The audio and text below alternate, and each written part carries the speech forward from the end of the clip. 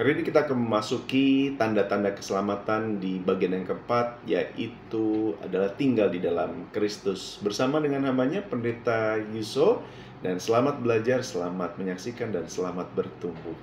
Selamat malam, Feby, dan selamat malam rekan-rekan semua dimanapun Anda berada. Nah, saat ini kita kembali ke dalam Bara Digital Ministry malam ini, dan kita akan membahas bagian terakhir. Sebenarnya kalau mau dipanjang-panjangin bisa ya, tapi saya pikir di dalam 4 seri mengenai tanda-tanda keselamatan kita sudah mengcover, kita sudah membahas hal-hal yang paling penting menurut saya. Dan bagian-bagian Alkitab yang sangat-sangat eksplisit mengenai tanda-tanda keselamatan itu. Dan hari ini kita akan melihat satu tanda keselamatan yang penting juga dan eksplisit dikatakan ceritakan dalam kitab suci, yaitu terdapat di dalam Yohanes pasal 15. Yang tidak asing lagi bagi kita, yaitu mengenai perumpamaan Tuhan Yesus mengenai pokok anggur dan ranting-rantingnya. Mari kita membaca apa yang akan diajarkan oleh Allah lewat bagian ini mengenai satu tanda keselamatan yang akan menjadi pokok bahasan terakhir kita, yaitu terambil dari Yohanes 15, Injil Yohanes 15 ayat yang pertama. Sebenarnya kita perlu membacanya sampai ayat yang ke-17 ya, tetapi untuk mempersingkat waktu, saya akan skip beberapa ayat ya. Jadi saya hanya akan bacakan ayat 1 sampai 10, kemudian lompat ke ayat 16 sampai 17. Demikian bunyi firman Tuhan. Akulah pokok anggur yang benar dan Bapakulah pengusahanya.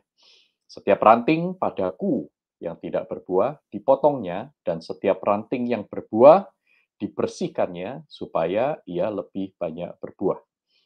Kamu memang sudah bersih karena firman yang telah kukatakan kepadamu. Tinggallah di dalam aku dan aku di dalam kamu, sama seperti ranting tidak dapat berbuah dari dirinya sendiri kalau ia tidak tinggal pada pokok anggur. Demikian juga kamu tidak berbuah jikalau kamu tidak tinggal di dalam aku. Akulah pokok anggur dan kamulah ranting-rantingnya. Barang siapa tinggal di dalam aku dan aku di dalam dia, ia berbuah banyak. Sebab di luar aku, kamu tidak dapat berbuat apa-apa. Barang siapa tidak tinggal di dalam aku, ia dibuang keluar seperti ranting dan menjadi kering, kemudian dikumpulkan orang dan dicampakkan ke dalam api lalu dibakar. Ayat 7. Jikalau kamu tinggal di dalam aku dan firmanku tinggal di dalam kamu, mintalah apa saja yang kamu kehendaki dan kamu akan menerimanya. Dalam hal inilah Bapakku dipermuliakan, yaitu jika kamu berbuat banyak dan dengan demikian kamu adalah murid-muridku. Seperti Bapa telah mengasihi aku, demikian juga aku telah mengasihi kamu. Tinggallah di dalam kasihku itu. Jikalau kamu menuruti perintahku, kamu akan tinggal di dalam kasihku, seperti aku menuruti perintah Bapakku dan tinggal di dalam kasihnya. Ya, ayat 10 itu ya. Kita lanjutkan ke ayat 16 dan 17. Bukan kamu yang memilih aku, tetapi akulah yang memilih kamu. Dan aku telah menetapkan kamu, supaya kamu pergi dan menghasilkan buah, dan buahmu itu tetap, supaya apa yang kamu minta kepada Bapa dalam namaku, diberikannya kepadamu. Inilah perintahku kepadamu, kasihlah seorang akan yang lain. Nah, Bapak Ibu sekalian yang terkasih dalam Tuhan, di sini kita melihat ayat Alkitab begitu jelas ya. Siapakah yang dimaksud dengan orang yang diselamatkan? Di sini dikatakan yaitu mereka adalah murid-murid Kristus. Mereka adalah ranting-rantingnya. Nah, jadi salah satu tanda keselamatan yang penting dan eksplisit diajarkan oleh Tuhan Yesus sendiri di sini adalah bahwa orang yang diselamatkan adalah orang yang tinggal di dalam Kristus. Seperti ranting itu tinggal di dalam pokok anggur. Nah, ini jelas sekali. Nah, kemudian bagaimana kita tahu ranting itu ada bermacam-macam. Ada ranting ternyata disebut sini ranting yang berbuah dan ranting yang tidak berbuah.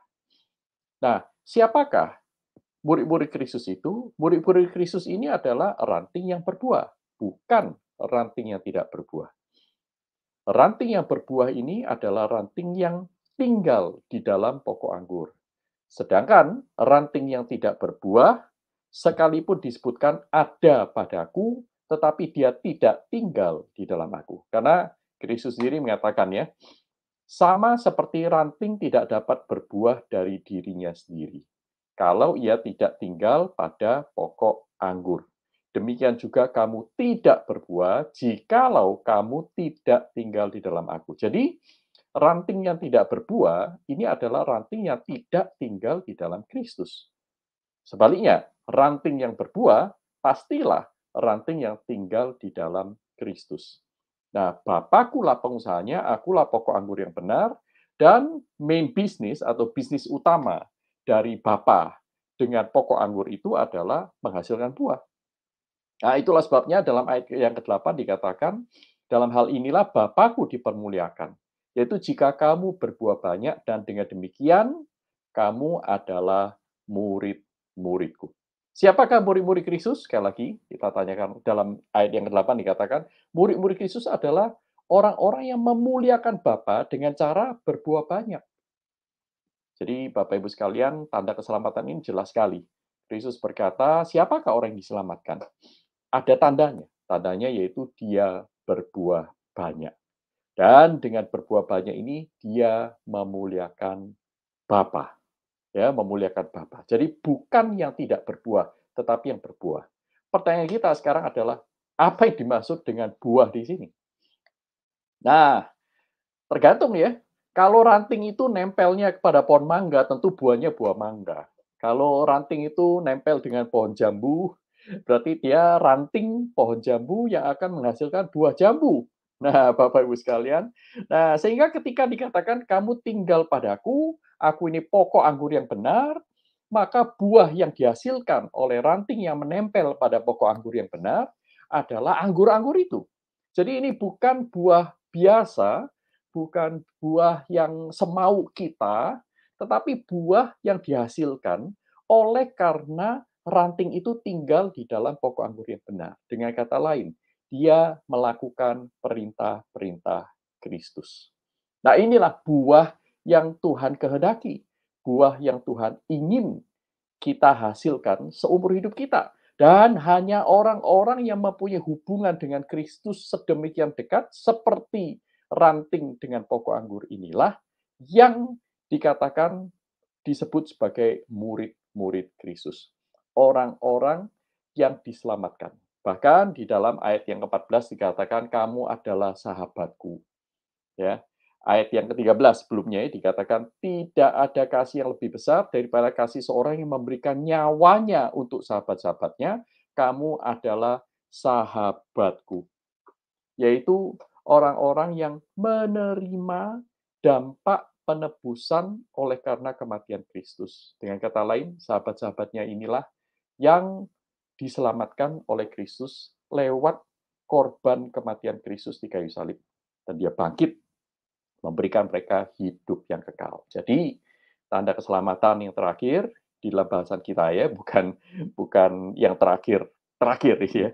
Tetapi dalam bahasan kita ini adalah kita melihat bahwa tanda keselamatan itu adalah jikalau seseorang itu berbuah banyak bagi kemuliaan Tuhan dengan cara melakukan perintah-perintah Kristus. Nah, pertanyaan sekarang adalah bagaimana ya? Kalau kita ini adalah orang percaya, beriman, bagaimana kita bisa menghasilkan buah itu? Tuhan Yesus memberikan tiga langkah praktis di sini. Pertama, tinggallah di dalam aku. Dia katakan nih, ayat yang ke-15, 15 ayat 5 ya. Akulah pokok anggur dan kamulah ranting-rantingnya. Barang siapa tinggal di dalam aku dan aku di dalam dia, ia berbuah banyak. Nah, ini penting sekali. Kemudian ayat 7. Jikalau kamu tinggal di dalam aku dan firmanku tinggal di dalam kamu, mintalah apa saja yang kamu kehendaki dan kamu akan menerimanya. Ada 3 langkah konkret yang Kristus ajarkan supaya para murid yang sudah diselamatkan ini itu menghasilkan buah yang semakin lama semakin banyak sehingga Bapa itu dipermuliakan. Yang pertama adalah tinggal di dalam Kristus. Yang kedua, Kristus tinggal di dalam kita. Yang ketiga, minta apa saja yang kamu kehendaki, kamu akan menerimanya. Dalam pengertian ini yaitu berdoa kepada Dia. Nanti saya akan jelaskan ya secara singkat. Yang pertama, apa yang dimaksud dengan tinggal di dalam Kristus? tinggal dalam Kristus. Nah, Bapak Ibu sekalian yang terkasih dalam Tuhan, Tuhan Yesus sejak ayat yang kedua ya, 15 ayat yang kedua berkata, setiap ranting padaku yang tidak berbuah. Jadi ada ranting yang dekat dengan pokok anggur, tetapi dia tidak berbuah. Nah, di sini dibedakan antara ranting yang tidak berbuah dengan ranting yang berbuah. Nah, ranting yang dekat belum tentu ranting itu mempunyai koneksi, hubungan dengan sang pokok anggur. Nah, jadi tinggal di dalam Kristus artinya yang pertama adalah mempunyai hubungan, mempunyai relasi. Nah, relasinya seperti apa? Matius pasal 7 ya, saya sering menyebutkan ini, bukan semua orang berseru kepadaku Tuhan, Tuhan. Jadi bukan hanya menyebut Yesus Tuhan. Bukan relasi se sesuperficial itu, setipis itu. Loh, saya berdoa loh, Pak. Loh, saya ini melayani loh. Loh, saya ini mengusir setan. Saya ini menyembuhkan orang. Saya melakukan mujizat bagi Tuhan Yesus. No, itu bukanlah tanda, itu bukanlah ciri-ciri utama, bisa saja menjadi ciri-ciri pendukung, tetapi bukan ciri utama seseorang yang dekat dengan Tuhan Yesus. Seseorang yang mempertuhankan Yesus Kristus. Seseorang yang mempertuhankan Yesus Kristus, dikatakan dalam bagian ini khususnya, yaitu mereka yang melakukan kehendakku. Mereka yang melakukan perintah Kristus. Karena relasinya, yaitu sebagai sahabat Kristus. Nah, Bapak Ibu sekalian terkasih dalam Tuhan, jadi orang yang tinggal di dalam Kristus, orang yang mempunyai relasi dekat dengan Kristus. Relasi dekat dengan Kristus ini, yaitu dia menjadi sahabat Kristus. Dia mengasihi Kristus. Dia tinggal di dalam Kristus, seperti Kristus tinggal di dalam Bapa. Kristus tinggal dalam Bapa ini seperti apa? Kristus dikatakan di sini ya, jikalau kamu menuruti perintahku, kata Tuhan Yesus. Jikalau kamu menuruti perintah Tuhan Yesus, kamu akan tinggal di dalam kasihku. Tetap berada dalam relasi itu. Seperti Tuhan Yesus menuruti perintah Bapa dan Tuhan Yesus tinggal di dalam kasihnya. Jadi dalam Yohanes 14 ayat 21, ayat 23, dan beberapa lagi yang lain dalam Yohanes 14, saudaraku, di sana dikatakan, jikalau kamu memegang perintahku dan melakukannya, kamu mengasihi aku. Nah, jadi orang-orang yang berada dalam relasi yang benar, relasi yang positif, relasi yang sehat dengan Kristus, ini akan memunculkan buah ketaatan kepada perintah Kristus. Bukan semata-mata rajin beribadah ke gereja, semata-mata berdoa. Karena apa? Orang ke gereja itu bisa saja, orang rajin beribadah ke gereja, bisa karena 1001 macam alasan. Demikian pula orang yang rajin ikut aktivitas pelayanan bisa dengan 1001 alasan. Orang yang rajin berdoa bisa disebabkan karena 1001 alasan. Bukan hanya karena, ya, penyebabnya bukan cuman satu alternatifnya, tetapi ada 1001 macam alasan. Tetapi barang siapa melakukan perintah Kristus karena kasihnya kepada Kristus sebagai anak-anak tebusan Allah, sebagai orang-orang yang sudah diselamatkan, sebagai orang yang dipenuhi oleh haru dan syukur untuk semua yang Tuhan Yesus lakukan, saudaraku, orang inilah yang melakukan perintah Kristus karena pengenalannya akan Tuhan. Nah, saudaraku, penting sekali.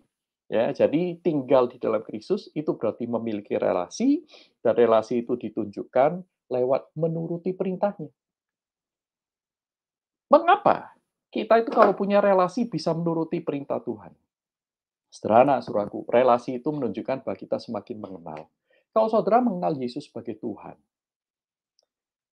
saudara juga mengenal Dia sangat mengasihi Anda, Dia tahu apa yang terbaik buat Anda dan saya, buat kita semua. Dia tidak akan memerintahkan sesuatu yang akan mencelakakan kita di dalam kekekalan. Dia tidak akan asal memerintah kita. Dia tahu yang terbaik, dia tahu yang terbenar, dia tahu apa yang paling mendatangkan damai sejahtera buat saudara dan saya. Nah, kalau kita percaya kepada Kristus seperti ini, maka perintahnya itu ya dan amin. Sehingga waktu Kristus berkata, kasihilah musuh, maka kita tidak lagi terus-menerus menimbang-nimbang, saudaraku. Saya tahu mengasihi musuh itu tidak mudah. Tetapi kalau kita itu percaya kepada Allah, Kristus yang memerintahkannya, maka kita akan berpikir, kenapa Tuhan? Kok Tuhan mau saya mengasihi musuh? Musuh itu tidak mengasihi saya loh. Kenapa Tuhan? Aku harus mengampuni orang yang sudah bersalah kepadaku. Bahkan 70 kali 7 Tuhan, aduh ngitungnya saja sudah setengah mati. Ya, Tuhan, apakah mungkin aku bisa mengasihi mereka? Nah, kalau kita percaya kepada Tuhan yang memerintahkan, saudaraku, kita akan berjuang untuk melakukan perintahnya karena kita tahu perintahnya itu ya dan amin, perintahnya itu benar, perintahnya bernilai kekal, dan bahkan perintahnya itu bermanfaat untuk saudara dan saya. Perintahnya itu adalah yang terbaik untuk jiwa kita. Dan dalam ilmu psikologi akhirnya dibuktikan, saudaraku, orang yang menyimpan-nyimpan kesalahan orang lain, itu biasanya cenderung mempunyai mental health issue, mempunyai masalah kejiwaan. Cepat atau lambat, itu akan menggerogoti kebahagiaannya.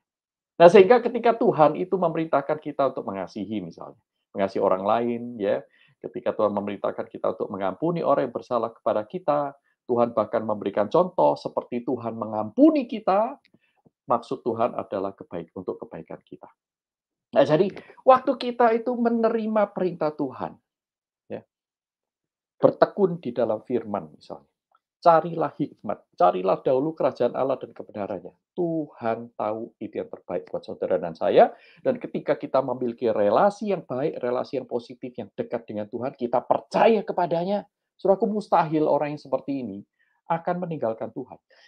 Orang seperti ini justru akan semakin percaya kepada Tuhan dan melakukan perintah. Semakin melakukan, dia semakin sadar Tuhan itu begitu mengasihi dia. Semakin dia mengasihi Tuhan. Semakin mengasihi Tuhan, dia semakin melakukan firman. Dan seterusnya, itu akan membawa kita ke dalam pertumbuhan rohani yang sesungguhnya, yang sejati. Nah, tinggal di dalam Kristus, berarti kita menuruti perintahnya. Tinggal di dalam Kristus, kita berarti mengasihi dia lebih dan lebih lagi. Yang kedua, setelah tinggal dalam Kristus, maka yang kedua adalah Kristus tinggal di dalam kita. Waduh, apalagi ini? Apa bedanya? Beda, saudaraku. Ya, kita tinggal di dalam Kristus karena Kristus sudah merangkul kita. Ya, Kristus sudah merangkul kita, dia sudah mati bagi kita, mencurahkan darahnya untuk pengampunan dosa kita. Kita sudah diterima sebagai anak-anaknya, kita dari orang berdosa, kita sudah dibenarkan, kita sekarang ada di dalam Kristus, dan yang kita kerjakan adalah mari kita terus tinggal di dalam Kristus yang sudah merangkul kita.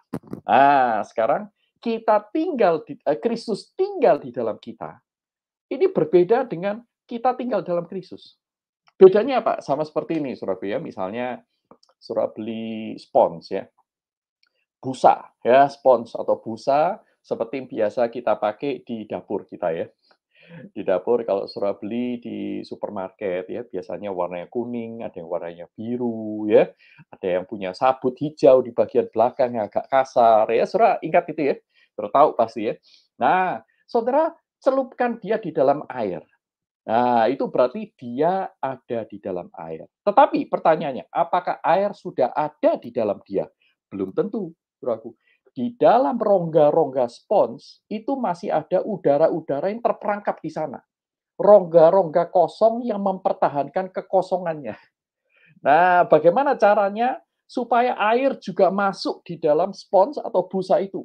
Saudara harus memerasnya, betul ya? Waktu saudara menekannya, memerasnya, saudara mendorong udara-udara itu keluar, dan ketika saudara melepasnya lagi, air-air itu masuk. Nah, ketika saudara mencelupkan ke dalam sebuah ember atau dalam sebuah baskom, spons itu ada di dalam air, kemudian saudara meremasnya, saudara melepasnya lagi, sekarang air ada di dalam spons itu. Nah, ini yang saya maksud, saudaraku ya.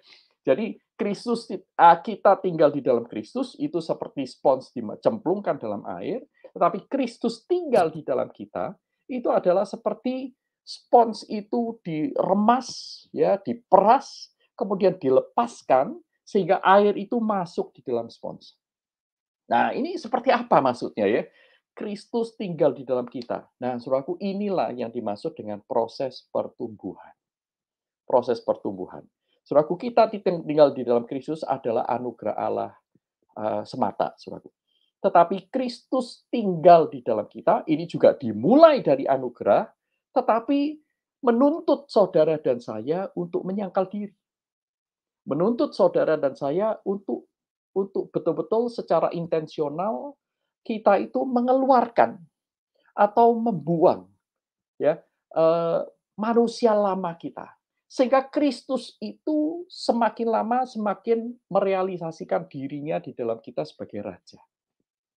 Dalam Kolose pasal 3 ayat 16 misalnya, di sana dikatakan, hendaklah perkataan Kristus diam dengan segala kekayanya di antara kamu. Nah, ayat 15-nya itu, ayat sebelumnya dikatakan, hendaklah damai sejahteraku memerintah di dalam hatimu. Nah, saudaraku ya, ini semuanya damai sejahtera di dalam hati. Nah, kemudian perkataan Kristus diam dengan segala kekayaannya di antara kamu. Nah, ini dua-duanya adalah kata perintah, saudaraku. Demikian pula, hendaklah aku tinggal di dalam kamu, ini berarti sebuah perintah untuk kita, saudara dan saya, memberi ruang semakin luas kepada Allah untuk menguasai hidup kita. Mungkin ada di antara kita masih mempunyai bilik-bilik di kamar kita yang kita tidak mau Allah itu turut campur di dalamnya. Tuhan, kuserahkan hidupku kepadamu. Tetapi hanya hari Minggu, kecuali hari Senin, Selasa, Rabu, Kamis, Jumat, Sabtu. Tolong Tuhan, jangan atur-atur hari yang lain. Hari Minggu saja, 2 jam itu aku ke gereja. Nah, saudaraku, ini berarti spons itu tidak mau diperas ya. Kita masih mau ya Tuhan masuklah, tetapi hanya di bagian-bagian tertentu yang aku bukakan untuk kamu. Nah, saudaraku, akhirnya ya buah itu ada, tetapi tidak banyak. Perubahan itu nyata, tetapi tidak banyak sekali lagi ya. Maka Tuhan, Bapakku yang adalah pengusahanya kata Kristus, dia akan membersihkan engkau. Ya membuang rongga-rongga itu dengan caranya. Ya, memeras kita kadang-kadang ya. Nah, Saudara, Kristus tinggal di dalam kita, itu artinya kita melanjutkan tinggal di dalam Kristus sedemikian rupa sampai kita itu mengasihi dia sedemikian rupa sampai kita itu rela meninggalkan sedikit demi sedikit kemanusiaan lama kita untuk digantikan dengan kemanusiaan baru di dalam Kristus. Nah, di dalam proses inilah seseorang itu semakin menyerupa dengan Kristus. Yang ketiga, saudaraku, ketika saudara mempelajari pertama dan kedua, kita tinggal dalam Kristus, Kristus tinggal di dalam kita, kita langsung menyadari betapa sulitnya. Ya, itulah sebabnya Tuhan langsung memberikan janji. Kalau kamu tinggal di dalam aku tinggal di dalam kamu, mintalah apa saja yang kamu kehendaki dan kamu akan menerimanya. Ini bukan mantra. Ini bukan meminta segala sesuatu untuk memuaskan nafsu kita. Bukan. Ini adalah permintaan yang dinaikkan oleh orang yang tinggal di dalam Kristus dan Kristus tinggal di dalam dia. Yang menyadari bahwa untuk tinggal di dalam Kristus, kita itu tidak bisa melakukan kehendak Allah dengan kekuatan kita sendiri. Kalau dengan kekuatan kita sendiri, kita tidak akan menghasilkan apa-apa. Karena ayat sebelumnya sudah dikatakan, sama seperti ranting tidak dapat berbuah dari dirinya sendiri. Ya, jadi, saudaraku, mintalah apa saja yang kamu kehendaki. Ini adalah mintalah apa saja yang kamu butuhkan untuk bisa memuliakan Bapa. Maka kamu pasti akan menerimanya.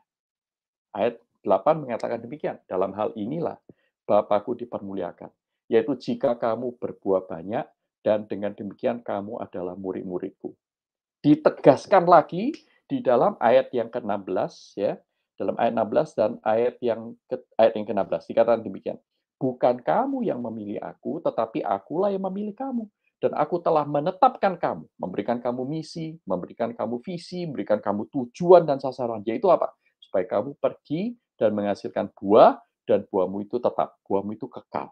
Supaya apa yang kamu minta kepada Bapa dalam namaku, diberikannya kepadamu. Jadi, saudaraku, ini pertama ya, bukan doa untuk memuaskan nafsu.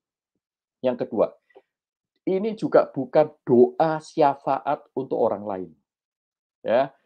Saudara, bagian-bagian Alkitab yang lain ada tentang berdoa syafaat. Paulus minta, "Berdoalah untuk kami memberitakan Injil." Ada doa syafaat ya. Eh, Tuhan Yesus juga berdoa untuk para muridnya. Ya, Alkitab mengajarkan tentang doa syafaat. Tetapi bagian ini bukan doa untuk syafaat. Bagian ini mengajarkan justru untuk seseorang berdoa supaya dirinya menjadi ranting yang berbuah lebat. Dengan kata lain, ini doa supaya si pendoa bisa menjadi pelaku firman yang efektif. Dengan demikian dia berbuah banyak. Nah, saudaraku, luar biasa ya. Jadi tiga langkah konkret supaya saudara dan saya memiliki tanda-tanda keselamatan yang konkret pula, dan itu tentu baik buat kita, ya, kita tidak terus-menerus diombang-ambingkan oleh rupa-rupa pengajaran. Tiga langkah konkret itu adalah kita tinggal di dalam Kristus, yang kedua, Kristus tinggal di dalam dalam kita, yang ketiga, kita meminta kepada Bapa di dalam Kristus supaya kita boleh dimampukan menjadi pelaku-pelaku firman yang efektif, mengerjakan pekerjaan-pekerjaan, pelayanan-pelayanan, aktivitas-aktivitas bukan semau kita, tetapi yang dikehendaki oleh Kristus. Dengan demikianlah kita memuliakan Bapa di surga. Nah, pembahasan kita sampai di sini, kita akan masuk dalam tanya jawab. Silakan Pak Febi. Kerabat kita atau diri kita, Pak, sedang merasa begitu, apa yang kira-kira Pak Yuso bisa berikan kepada kita, Pak, untuk menolong kita nih? Ada pikiran-pikiran semacam itu, akhirnya kita nggak melakukan apa-apa gitu, Pak. Ya, ya. Saya berusaha untuk memahami ya. Saya melihat bahwa ketika seseorang itu menolak untuk melayani, ini tidak semata-mata hanya karena satu macam alasan. Bisa ada beberapa macam alasan. Ada beberapa kemungkinan alasannya. Alasan pertama karena mungkin memang dia bukan orang percaya. Sehingga tidak pernah muncul kerinduan untuk melakukan sesuatu untuk Tuhan karena kasih dan karena ungkapan syukurnya. Ini kemungkinan pertama. Kemungkinan kedua adalah bahwa dia mempunyai belum memiliki pengenalan akan Tuhan yang cukup. Sehingga dia berpikir bahwa aduh, kalau melayani Tuhan kan berarti harus hebat ya. Kalau menyanyi minimal mesti seperti Whitney Houston gitu ya. Atau kalau saya tidak bisa main piano, saya tidak bisa ini menjadi penyambutan, saya tidak bisa melakukan ini dan ini, saya tidak seperti yang lain. Nah, kalau saya ingin melayani Tuhan ya saya tidak tahu mana yang cocok untuk saya. Nah, jadi bisa karena ketidakmengertian, ya, ketidaktahuan atau juga kemungkinan yang ketiga itu karena dia mempunyai masalah kepribadian. Ada orang-orang tertentu yang misalnya slow self esteem, ya, mempunyai pikiran negatif terhadap dirinya. Dia mempunyai kepribadian yang selalu menarik diri, gitu ya. Tidak ingin kontak dengan orang lain, dia kalau tipe-tipe pelayanan itu dia ingin sesuatu yang berbeda, sesuatu yang bisa dilakukan sendirian, di balik meja dan seterusnya. Dan mungkin juga ada beberapa kemungkinan alasan-alasan yang lain. Tapi katakanlah 3 alasan itu ya, misalnya. Maka kita waktu orang itu menolak pelayanan, saudara dan saya tidak boleh ya langsung menghakimi. Kita perlu mengenal dia terlebih dahulu. Minimal kita bertanya, "Loh, apa yang kamu pikirkan? Kenapa kamu menolak?" Gitu ya, misalnya seperti itu. Kan bisa saja ya orang itu menolak karena memang pelayanan yang ditawarkan itu bukan bidang dia. Kan sah-sah saja ya, nggak keliru ya kalau menolak ya. Kita tidak boleh menerima semua macam pelayanan yang ditawarkan kepada kita juga ya kan, gitu. Dan juga ada kemungkinan orang itu menolak pelayanan, ya ini mungkin kemungkinan yang keempat ya, karena dia sudah fokus kepada pelayanan yang lain. Sehingga kalau dia menerima semua macam pelayanan, dia semakin tidak efektif, bisa jadi ya. Kemungkinan yang lain adalah dia tidak sreg bekerja sama dengan orang-orang tertentu yang sudah menjadi batu sandungan bagi dia. Nah ini kalau diteruskan ada banyak macam. Jadi bagaimana kita bersikap terhadap orang-orang sedemikian? Pertama, kenali lebih dulu orang pribadi yang bersangkutan ini. Kemudian kedua, berusaha untuk mengetahui sebenarnya apa alasan dia itu menolak. Ya. Dan kemudian yang ketiga, menolong dia dengan kesabaran untuk mengenal Allah lebih dalam, sehingga dampak dari pertumbuhan akan pengenalan dia kepada Tuhan ini akan memunculkan kerinduan. Nah, sehingga dari sana kita bisa arahkan untuk mengajak dia untuk menemukan karunia yang Tuhan berikan kepadanya dan memberikan kepada dia wawasan dan pilihan, ini kamu bisa melakukan ini, kamu bisa melakukan itu. Kamu tidak harus melayani di gereja kok, ya. Wah, sebenarnya pelayanan kita yang utama adalah pelayanan di rumah tangga. Orang yang rajin melayani di gereja, tetapi meninggalkan rumah tangganya, tidak bertanggung jawab terhadap tugas-tugas domestik, ini juga bukan memberikan kesaksian yang baik bagi untuk Tuhan, bagi keluarganya. Nah, kita harus hati-hati. Ya, jadi minimal tuh beberapa langkah praktis yang kita bisa lakukan. Ya, tidak menghakimi yang jelas. Kedua, berusaha mengenal pribadi yang bersangkutan. Yang ketiga itu berusaha untuk menolong dia bertumbuh. Ya. Dan keempat, memberikan dia wawasan atau alternatif-alternatif mengenai hal-hal yang dia bisa kerjakan untuk melayani Tuhan. Kira-kira seperti itu, Feby. Baik, baik. Terima kasih, Pak. Yang kedua, ini ada pertanyaan dari Saudara Timi, Pak. Bagaimana kita yang jatuh bangun dalam dosa, Pak? Ini berkaitan dengan tadi ya, tanda-tanda keselamatan adalah tinggal dalam Kristus. Nah, pertanyaannya demikian. Lalu dari Pak Yuso, bagaimana, Pak? Nah, ini sebenarnya kita sudah bahas di dalam bagian yang ketiga ya. Mungkin tuh Timi bisa menengok rekaman Bara Digital Ministry untuk tanda-tanda keselamatan bagian yang ketiga. Ya, kita itu memang bukan manusia sempurna. Saudara dan saya akan terus jatuh ke dalam dosa. Ya, tetapi bukan berarti berkanjang di dalam dosa. Ini dua hal yang berbeda. Anak-anak Tuhan yang sejati mempunyai relasi terhadap dosa yang berbeda. Ya, kita masih berdosa, tetapi kita bukan lagi pecinta dosa. Kita pecinta Tuhan dan kita masih bergumul dengan dosa. Ya, nah untuk itu kita harus belajar terus-menerus tinggal di dalam Kristus. Tinggal di dalam Kristus tidak bisa tanpa intensi, tidak bisa secara natural itu dihasilkan. Kita perlu secara intensional, kita perlu membuat plans, ya, membuat rencana. Kita perlu memiliki komunitas yang kondusif untuk menolong kita bertumbuh, sehingga lewat pertolongan-pertolongan yang Tuhan sendiri sudah berikan di sekitar kita, kita itu boleh bertumbuh, semakin tinggal di dalam Kristus, semakin menanggalkan manusia lama dan mengenakan manusia yang baru. Dan semuanya itu berada di dalam proses, butuh waktu.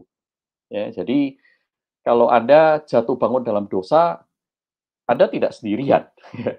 Ya, kita bersama dengan orang Kristen yang lain. Kita juga jatuh bangun dalam dosa. Tetapi harus hati-hati. Jatuh bangun di dalam dosa itu tidak sama dengan berkanjang di dalam dosa. Kalau yang dimaksud adalah berkanjang di dalam dosa, maka lihatlah salib Kristus, bertobatlah. Bertobatlah. Jangan cintai dosa. Cintai Tuhan, bencilah dosa. Ya.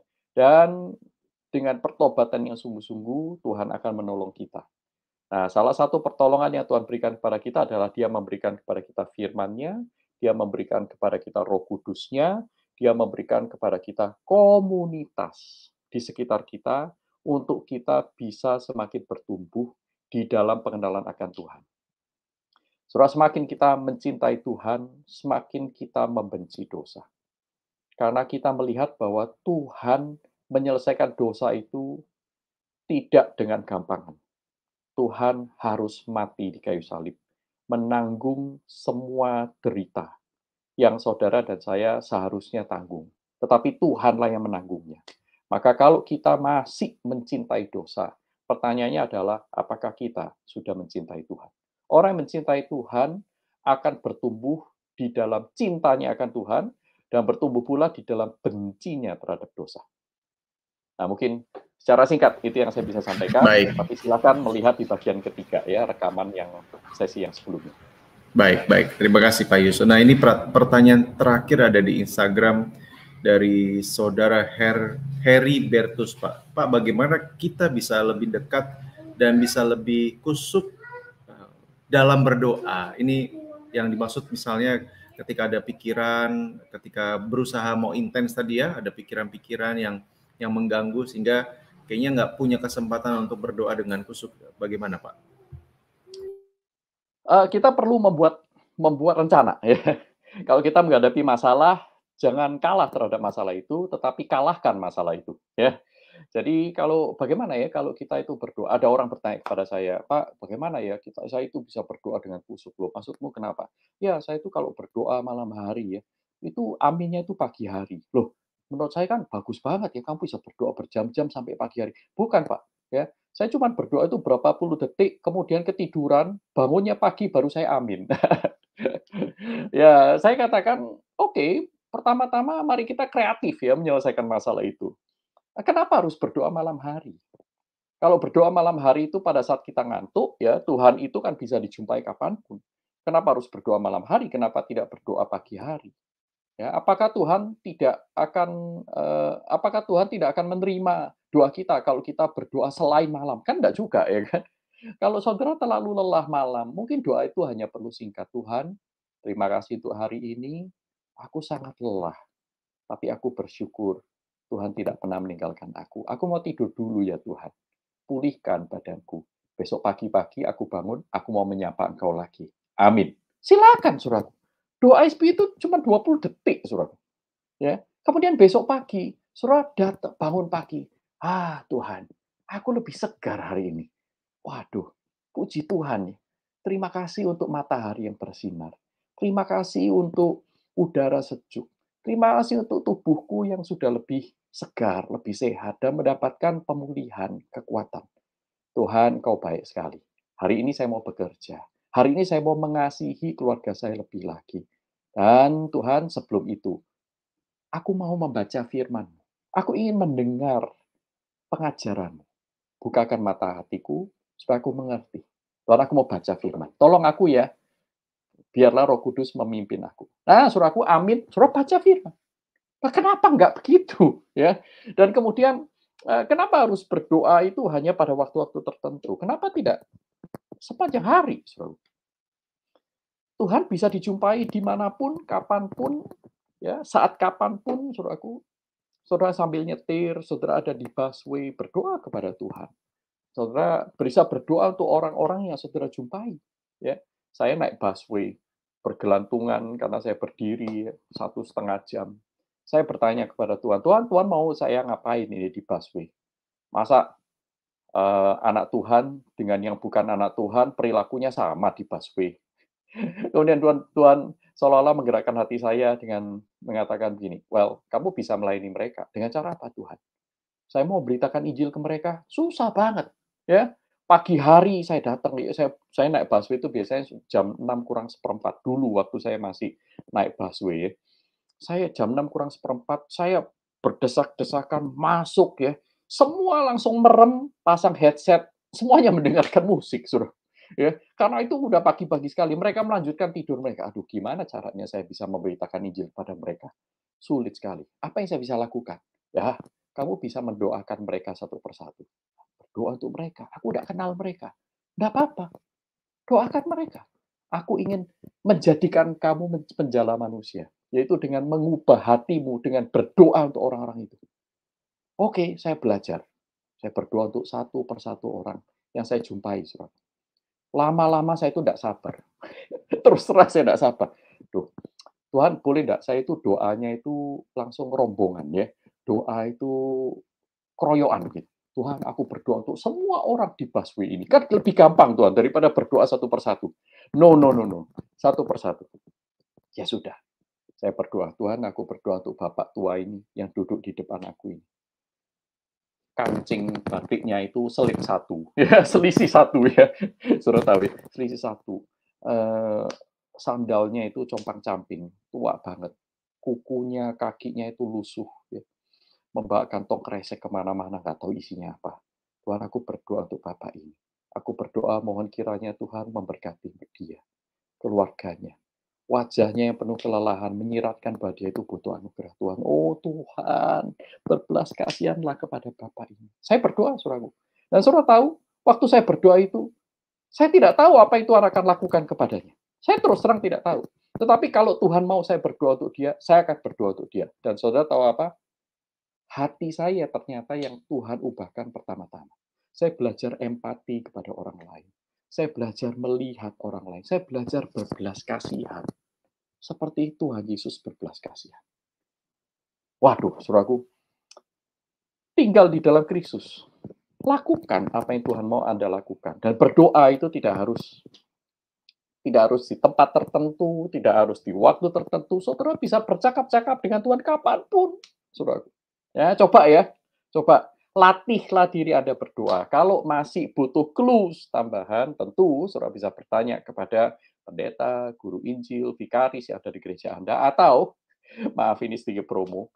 Ya, silakan beli buku yang saya tulis tentang doa. Ya, pilar-pilar doa judulnya.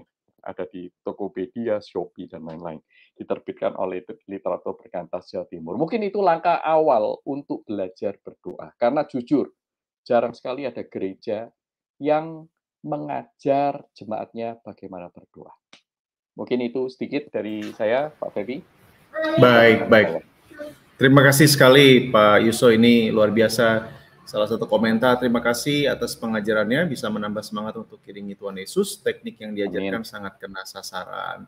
Baik, terima kasih Pak Yuso malam hari ini. Buat teman-teman juga terima kasih buat pertanyaannya, komentarnya yang ada di Facebook, di Instagram maupun di YouTube. Dan kita akan menutup di sesi malam hari ini. Saya rindu Pak Yuso boleh menolong kita Pak untuk memimpin dan menutup dalam doa. Baik, mari kita bersama-sama berdoa. Tuhan, Allah Bapa kami yang kami kenal di dalam Yesus Kristus. Engkau adalah pengusaha.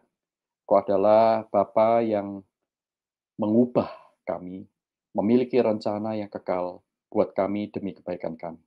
Terima kasih untuk Kristus yang Kau kirim, supaya kami bisa tinggal di dalam Kristus, dan Kristus tinggal di dalam kami. Tuhan, tolong kami untuk mencintai mengasihi-Mu lebih sungguh, dan membenci dosa lebih sungguh pula. Tolong kami mendekat kepadamu di dalam doa-doa kami dan di dalam pembacaan-pembacaan firman, serta di dalam aktivitas-aktivitas kami sehari-hari, melayani Engkau, berkata-kata kepada orang-orang lain, berkata-kata bahkan kepada diri kami sendiri, dan juga berbuat hal-hal yang baik, menjalankan perintah Tuhan kepada orang-orang lain. Sehingga kami boleh berbuah lebat bagi Tuhan. Tolong kami Tuhan, kami tidak bisa menjalankannya sendiri, hanya dengan tinggal di dalam Engkau di dalam kami, maka kami baru bisa berbuah lebat. Tuhan tolong kami, bersihkan kami dari dosa-dosa kami. Sehingga kami boleh semakin efektif berbuah lebat dan memuliakan Bapa di surga. Hanya di dalam nama Tuhan Yesus Kristus, Tuhan tolong kami orang yang lemah ini. Amin. Amin. Sekali lagi, terima kasih untuk Pak Yuso boleh memberkati kita semua dari pengajaran yang disampaikan. Dan terima kasih sekali lagi buat rekan-rekan. Saya Febi Timotius bersama dengan Pak Yuso dan rekan-rekan di balik layar yang bersama-sama melayani. Kami undur diri. Sampai jumpa besok malam. Tuhan Yesus berkati kita semua. Amin. Selamat malam, Tuhan berkati. Amin.